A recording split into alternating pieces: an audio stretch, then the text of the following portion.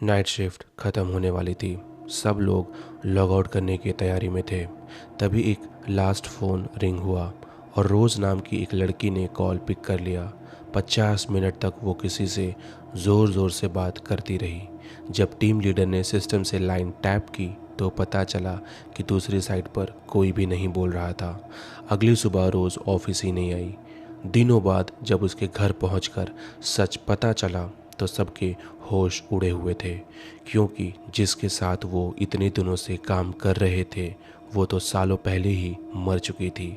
आज मैं तुम्हें गुड़गांव के उस कॉल सेंटर की पूरी कहानी सुनाने वाला हूँ, जहाँ एक भूत एम्प्लॉय रोज़ हेडसेट लगाकर कॉल्स लेती। ये कहानी शुरू होती है गुड़गांव के उद्योग विहार के एक कॉल सेंटर से, जिसका नाम था सैफरॉन बीपीओ।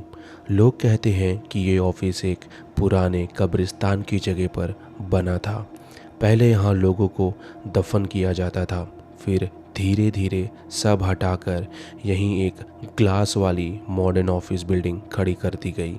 डे शिफ्ट में सब नॉर्मल लगता था, लेकिन रात को जब सिर्फ कुछ लाइट्स ऑन होती थी, कंप्यूटर स्क्रीन्स की लाइट चमक रही होती थी, तब गार्ड्स और नाइट शिफ्ट वाले लोग अक्सर अजीब चीज़ें फील करते थे। खाली फ्लोर्स पर कदमों की आवाज़, लिफ्ट खुद ब खुद किसी और फ्लोर पर चले जाना और कभी कभी पैंट्री में हंसी जैसी हल्की आवाज़। इसी ऑफिस में आती है एक नई लड़की। रोज़ एक यंग कॉल सेंटर एजेंट थी, बहुत सिंपल, सॉफ्ट स्पोकन, लेकिन काम में नंबर 1। वो हमेशा टाइम से पहले ऑफिस आ जाती, अपनी सिस्टम लॉगिन करती और बिना कंप्लेन किए कॉल्स हैंडल करती रहती थी। रिपोर्ट्स के मुताबिक वो 6 महीने तक सैफरॉन बीपीओ में काम करती रही और बार बार एम्प्लॉय ऑफ द मंथ बनने लगी। उसके टीएल और मैनेजर्स उसे एग्जाम्पल के रूप में कोट करते रहते, देखो रोज़ को कितनी पंक्चुअल है, कितनी फोकस्ड है। शिफ्ट के बीच में वो बोलती भी बहुत कम है, लेकिन रोज़ कभी कभी लंच ब्रेक में दोस्तों के साथ थोड़ी मस्ती कर लेती थी।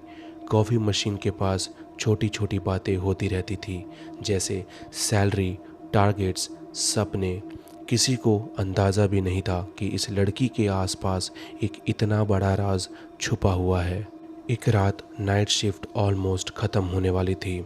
सब लोग लास्ट कॉल्स ले रहे थे और फिर कैब से घर जाने की प्लानिंग कर रहे थे। तभी रोज़ के सिस्टम पर एक इनबाउंड कॉल आता है। नॉर्मल कॉल्स 10 से 15 मिनट चलते थे, लेकिन ये कॉल 40 से 50 मिनट से ज़्यादा लंबा हो गया। बाकी एजेंट्स अपना काम ख़त्म करके कैब में बैठ गए, लेकिन रोज़ अभी भी हेडसेट लगाकर किसी से बात कर रही थी। कभी उसकी आवाज़ नॉर्मल होती, कभी अचानक गुस्से में बदल जाती, कभी लगता जैसे वो बहुत इमोशनल हो गई है। उसका टीम लीडर थोड़ा टेंशन में आ जाता है। उसने सोचा शायद कोई डिफ़िकल्ट क्लाइंट है, तो उसने सिस्टम से उसका कॉल बर्ज इन किया ताकि वो भी सुन सके कि दूसरे साइड क्या चल रहा है। जब टीएल ने कॉल सुनना शुरू किया तो उसके होश उड़ गए। लाइन के दूसरे साइड कोई भी नहीं बोल रहा था, पूरी लाइन डेड थी। कोई साउंड नहीं, न कस्टमर, न बैकग्राउंड नॉइज़, कुछ भी नहीं। सिर्फ रोज़ की आवाज़ आ रही थी, जो किसी इनविजिबल इंसान से लड़ रही थी, जवाब दे रही थी, जैसे कोई उससे पुरानी बातें या गिल्ट याद दिला रहा हो। सिस्टम लॉग्स चेक हुए और पता चला जो कॉल वो ले रही थी एक्चुअल नेटवर्क से, तो वो कॉल पहले ही कट हो चुका था। फिर सवाल ये था, रोज़ इतने टाइम तक किससे बात कर रही थी। इसी इंसिडेंट के बाद रोज़ का बिहेवियर थोड़ा ऑफ लगने लगा। वो ज़्यादा बात नहीं कर रही थी और उस रात शिफ्ट के बाद बिना कुछ बोले सीधा कैब से निकल गई। अगली सुबह वो ऑफिस नहीं आई। सब ने सोचा मे बी हेल्थ डाउन होगा। फिर दूसरे दिन, तीसरे दिन, एक हफ्ता, फिर 2 हफ्ते और फिर पूरा महीना निकल गया। कंपनी के एचआर ने उसे कॉल किया, फ़ोन स्विच ऑफ, ईमेल पे no reply, social media inactive. Call centre में ऐसे सडन लीव्स कॉमन होती हैं, इसीलिए पहले तो सब ने सीरियस नहीं लिया, लेकिन जैसे जैसे टाइम बीता लोगों को लगा कुछ तो गलत हुआ है। रोज़ जैसे पंक्चुअल लड़की जो हर शिफ्ट से पहले आ जाती थी, वो बिना बताए इतना लंबा ब्रेक कैसे ले सकती है। एचआर ने डिसाइड किया कि अब सिर्फ फ़ोन या ईमेल से काम नहीं चलेगा। उन्होंने रिकॉर्ड से उसका एड्रेस निकाला और कुछ कलीग्स के साथ उसके घर पहुंचे। जो एड्रेस फाइल में था वो गुड़गांव के एक नॉर्मल से रेजिडेंशियल एरिया का था।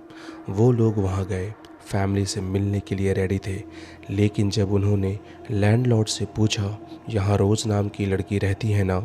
लैंडलॉर्ड ने सीधा जवाब दिया, नहीं, यहाँ ऐसी कोई लड़की कभी नहीं रही। पहले तो सबको लगा शायद लैंडलॉर्ड झूठ बोल रहा है या नेम मिसमैच हो गया है, तो उन्होंने नेबर से पूछा, पास वाली दुकान से पूछा। सबका एक ही जवाब, इस नाम की लड़की को यहाँ कभी नहीं देखा गया। अभी तो डर सिर्फ शुरू हुआ था। रोज़ ने कंपनी के फॉर्म्स में एक परमानेंट एड्रेस भी दिया था। एचआर ने वो रिकॉर्ड निकाला और काफ़ी स्ट्रगल के बाद उसके गांव फैमिली तक पहुंच गए। वहां जाकर उन्होंने गेट नॉक किया। एक मिडिल एज्ड आदमी ने दरवाज़ा खोला। नमस्ते, हम सैफरॉन बीपीओ गुड़गांव से आए हैं। हम रोज़ के कलीग्स हैं। वो कुछ दिनों से ऑफिस नहीं आ रही, इसीलिए हम उसे देखने आए हैं। ये सुनते ही अंदर से एक आंटी निकली और तुरंत रोने लगी। कलीग्स ने सोचा शायद रोज़ बीमार है। फिर उस आदमी ने धीमी आवाज़ में बोला, आप लोग गलत जगह आ गए हैं। हमारी बेटी रोज़ 8 साल पहले ही एक्सीडेंट में मर चुकी है। फिर उन्होंने वॉल पर लटकी एक फ़ोटो दिखाई। वही चेहरा, वही स्माइल जो गुड़गांव के ऑफिस में उनके साथ नाइट शिफ्ट कर रही थी। कलीग्स के पैर के नीचे से ज़मीन खिसक गई। जिस लड़की के साथ वो 6 महीने से काम कर रहे थे, वो तो काफ़ी साल पहले ही मर चुकी थी। जब ये बात सैफरॉन बीपीओ तक वापस आई तो ऑफिस का माहौल बिल्कुल बदल गया। कुछ रिपोर्ट्स के हिसाब से रोज़ की एक बेस्ट फ्रेंड थी ऑफिस में जो उसके सबसे क्लोज थी। कहते हैं रोज़ के मर चुके होने की न्यूज़ सुनकर उसे इतना शॉक लगा कि उसका हार्ट अटैक से डेथ हो गया। कई एम्प्लॉयज़ ने तुरंत रिज़ाइन कर दिया। कुछ लोग मेंटल ब्रेकडाउन से गुजर गए। उनको लगने लगा कि शायद वो 6 महीने से एक भूत के साथ काम कर रहे थे। तभी ही किसी ने पॉइंट आउट किया, यार तुम्हें याद है ना, ये बिल्डिंग एक पुराने कब्रिस्तान के ऊपर बनी है और रोज़ की बॉडी भी इसी जगह कहीं नीचे दफन होगी।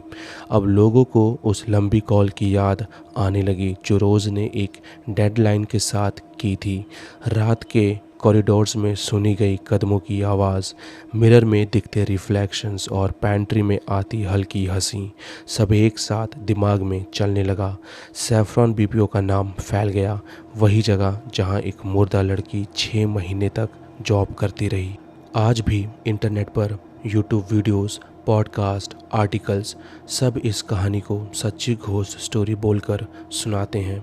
कुछ लोग रेडिट पर कहते हैं कि ये सिर्फ एक अर्बन लेजेंड है। डिटेल्स बदल बदल कर शेयर की गई, कभी नाम रोज़, कभी रोज़ी, कभी निकिता।